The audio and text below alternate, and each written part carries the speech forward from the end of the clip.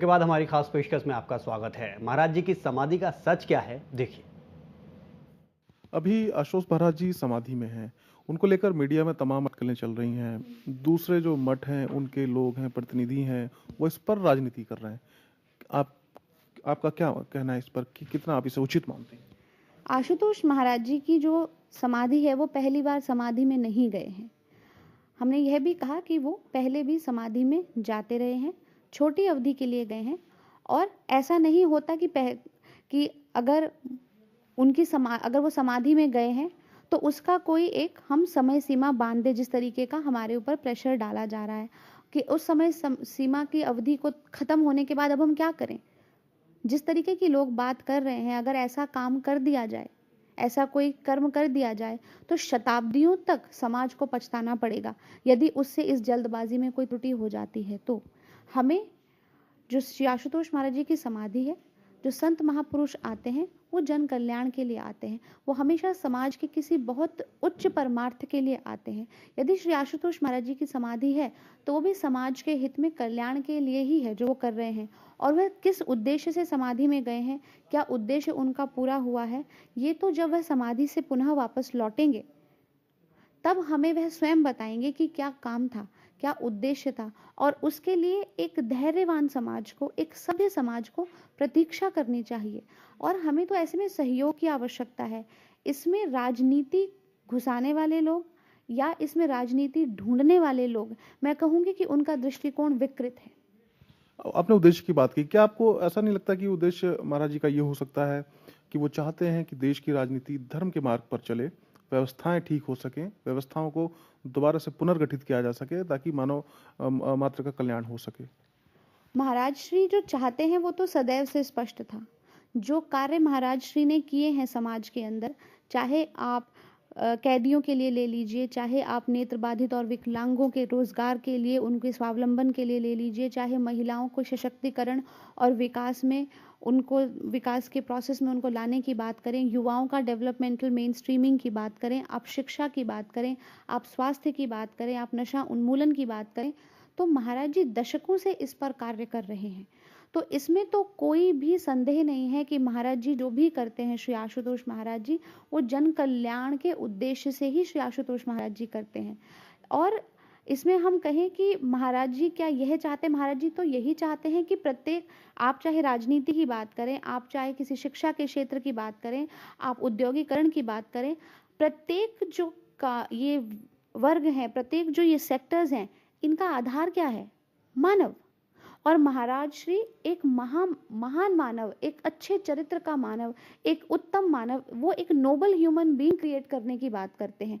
और ऐसे जहां नोबल ह्यूमन बीइंग्स क्रिएट होंगे, जो उद्यमशील होंगे, जो चरित्र से महान होंगे, जिनके दिमाग में प्योरिटी होगी, जिनका मन प्योर होगा, चाहे वो राजनीति में जाएं, चाहे वो धर्म के किसी क्षेत्र में जाएं, चाहे वो इंडस्ट्री में जाएं, वो किसी भी सेक्टर में जाएं, वहां पर वो अच्छा ही कार्य करेंगे। इसलिए समाज में कहीं भी किसी भी चीज के इम्प्रूवमेंट के लिए अगर हमें काम करना है तो हमें फंडामेंटल बेसिक यूनिट पे काम करना पड़ेगा।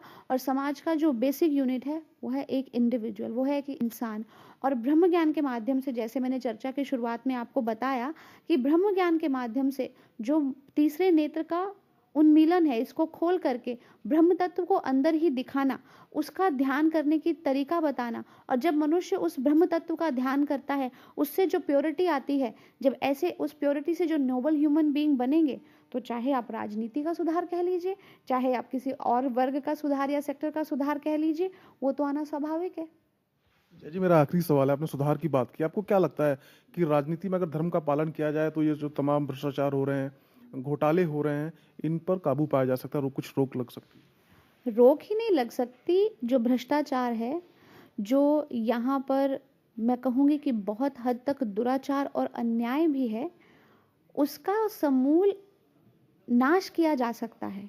बात धर्म का पालन करना क्या है, हमें आपने बहुत सुंदर शब्द कहा, धर्म का पालन। पहले धर्म को समझना, धर्म यानी कि अपने आप को जानना कि मैं कौन हूं, को अहम, मैं कौन हूं, मेरा क्या वास्तविक स्वरूप है। जब मनुष्य अपने ब्रह्म तत्व को जान लेता है, अपने भीतर ईश्वर को देख लेता है, तो उसके अंदर एक जो सदाचार है, जो उच्चतम आचरण है वो स्वाभाविक आता है। जैसे एक दिन श्री आशुतोष महाराज जी ने बहुत खूबसूरत समझाया। उन्होंने कहा कि सारे जो आपके पोटेंशियल हैं, पावर्स हैं, एनर्जीज हैं, आपके जितने हायर कैरेक्टरिस्टिक्स हैं, वो आपके आत्मा के स्तर पे सुसुप्त पड़े हैं। जब आपको ब्रह्म ज्ञान मिलता है, आपका तीसरा नेत्र खुलता है और आप उस आत्मा का दर्शन करते हैं, तो जैसे ही आप किसी को देखते हैं तो आप उस पर ध्यान टिका सकते हैं। तो जैसे ही आपने आत्मा को देखा, आपको पता लग गया कि मैं अब इस पे ध्यान टिका सकता हूँ। जैसे जैसे आप आत्मा पर ध्यान टिकाते हैं, आप ध्यान करते हैं, वैसे वैसे वो जितने गुण सुसुप्त पड़े थे वो जागृत होते हैं। जागृत होकर के वो आपके इंफॉर्मेशन में आते हैं, इंफॉर्मेशन से आपके एक्शन में आते हैं, एक्शन से आपके रिपीटेड एक्शन में आते हैं, और रिपीटेड एक्शन से वो गुण आपका हैबिट बन जाते हैं, और हैबिट से वो आपका कैरेक्टर बन जाते हैं। तो ब्रह्म ज्ञान से एक उच्चतम कैरेक्टर तक अगर मनुष्य को ले आया जाए तो आप उसे वह सहज ही आप उसका फिर वो जो गुड कैरेक्टर है आपको उसे अपने ऊपर इम्पोज नहीं करना पड़ेगा, जबरदस्ती पालन नहीं करना पड़ेगा। वो आपका कैरेक्टर है, वो नेचुरली आपके अंदर से निकलेगा। आप चाह करके भी गलत नहीं कर पाएंगे। एक ब्रह्मज्ञानी मनुष्य गलत विचार को भी अपने मस्तिष्क में वही खत्म कर देता है। वो कर्म में आने की बात तो बहुत दूर है। तो यदि हमारे पास ऐसे राजनेता हैं जो धर्म का पालन करते हैं, जो ब्रह्मज्ञानी हैं, जो ब्रह्म को जानते हैं, जो ईश्वर के साक्षात्कार करना चाहते हैं या उसमें विश्वास रखते हैं और उसके लिए आगे बढ़ना चाहते हैं, यदि ऐसे राजनेता आएंगे तो देश और समाज उत्कृष्टता की ही ओर जाएगा, आगे ही बढ़ेगा, महानता को ही प्राप्त होगा। और यदि ऐसा होता है तो सिर्फ भारत का समाज नहीं, भारत तो जगत गुरु रहा है, भारत तो विश्व को दिशा दे सकता है। जय जी, आपने इतनी गंभीर मुद्दों पर हमसे विस्तार से चर्चा की, आपका बहुत बहुत धन्यवाद। Thank you. ये थी साध्वी जया भारती जी, जो बता रही थी कि राजनीति में धर्म का बहुत महत्व है और तमाम दूसरे क्षेत्रों में भी धर्म का काफ़ी अहम महत्व भी है और योगदान भी है, लेकिन उस पर पालन करने से पहले हमें धर्म को समझना ज़रूर होगा। कैमरामैन मयंक मोगिया के साथ मनोज कुमार, खबर अभी तक, नूर महल।